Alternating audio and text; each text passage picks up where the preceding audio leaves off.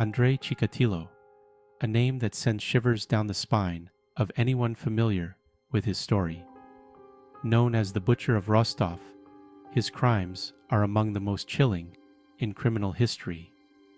But how did this seemingly ordinary man become one of the most feared criminals in the Soviet Union? To understand the darkness within him, we must first delve into his early life.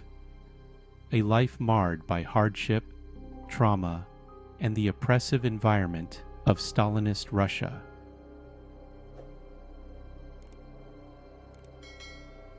Early life and childhood. Andrei Chikatilo was born in 1936 in Yabluchny, a small village in Ukraine, during a time when the Soviet Union was reeling from the effects of the Holodomor, a devastating famine caused by Stalin's policies. This famine claimed the lives of millions, and Chikatilo's family was not spared from its horrors.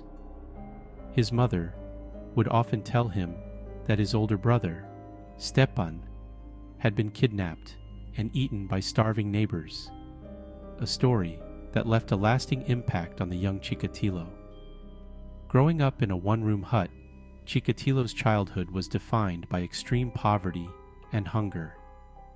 His father was drafted into the Red Army during World War II, only to be captured by the Germans, and later branded a traitor upon his return, a stigma that would follow the family for years.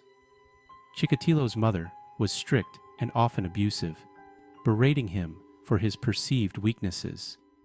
The young boy also struggled with bedwetting, which only added to his feelings of shame and humiliation. Despite these challenges, Chikatilo was intelligent and performed well academically.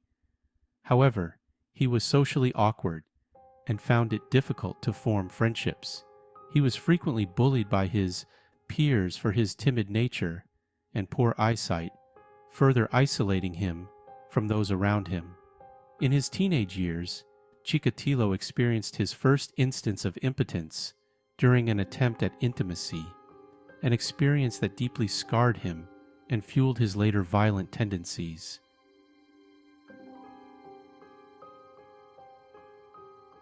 The path to darkness. As he entered adulthood, Chikatilo tried to lead a normal life. He pursued higher education, eventually becoming a teacher. However, his social struggles and deep-seated feelings of inadequacy persisted.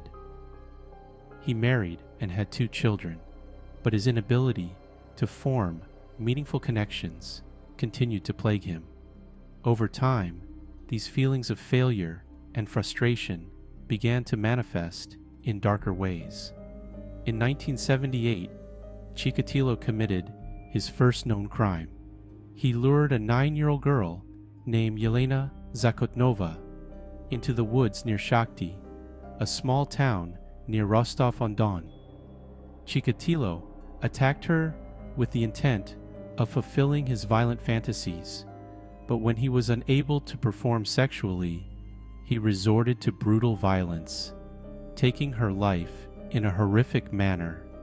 The crime shocked the local community, but due to a lack of forensic evidence and investigative errors, another man was wrongfully convicted and executed for this crime. This failure to capture Chikatilo allowed him to continue his spree of terror.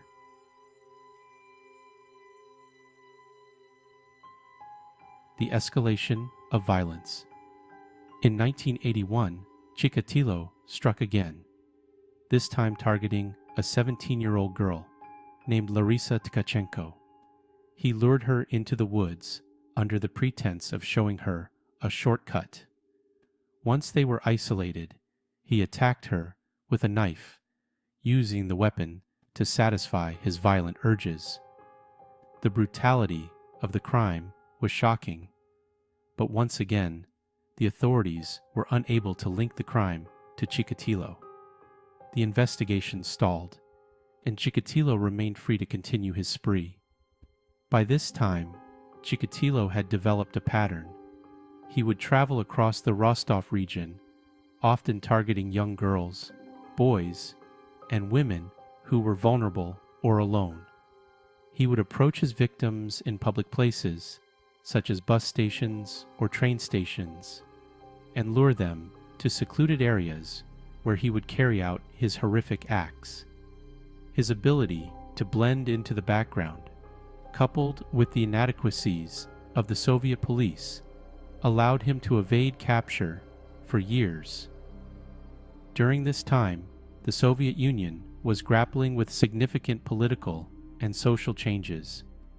The world was focused on other major events, such as the 1984 Summer Olympics in Los Angeles, which the Soviet Union boycotted. As global attention was drawn to these events, Chikatilo continued his reign of terror, exploiting the chaos and inefficiencies within the Soviet system to avoid detection.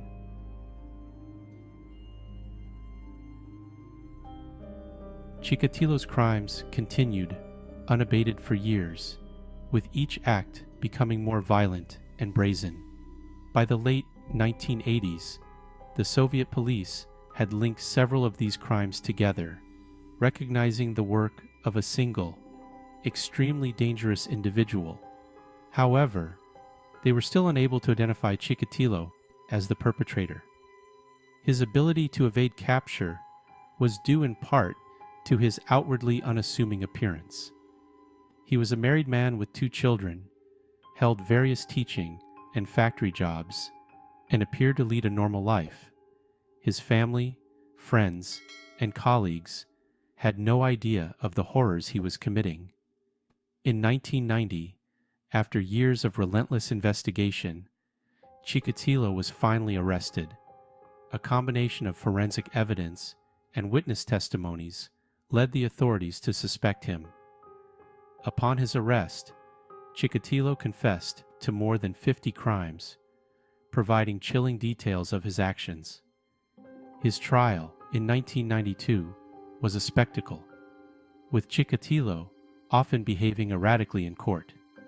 Despite his attempts to feign insanity, he was found guilty of 52 counts and sentenced to death. His execution in 1994 marked the end of one of the most terrifying chapters in Soviet history.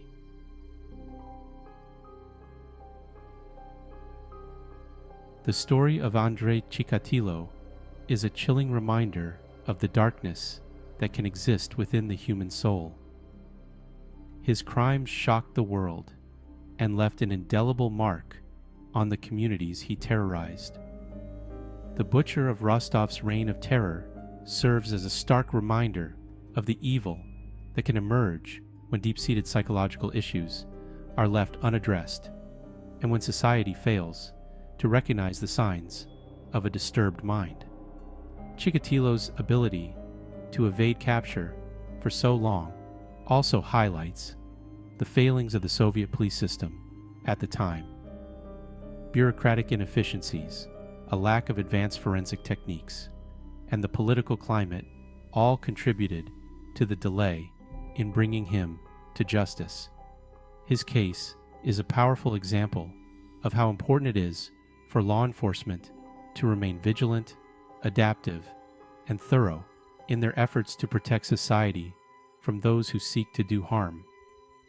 As we reflect on the life and crimes of Andrei Chikatilo, we are reminded of the importance of understanding the complex interplay between personal trauma, societal influences, and the choices individuals make. While Chikatilo's actions are unforgivable, his story serves as a grim warning of what can happen when the warning signs of a disturbed mind are ignored.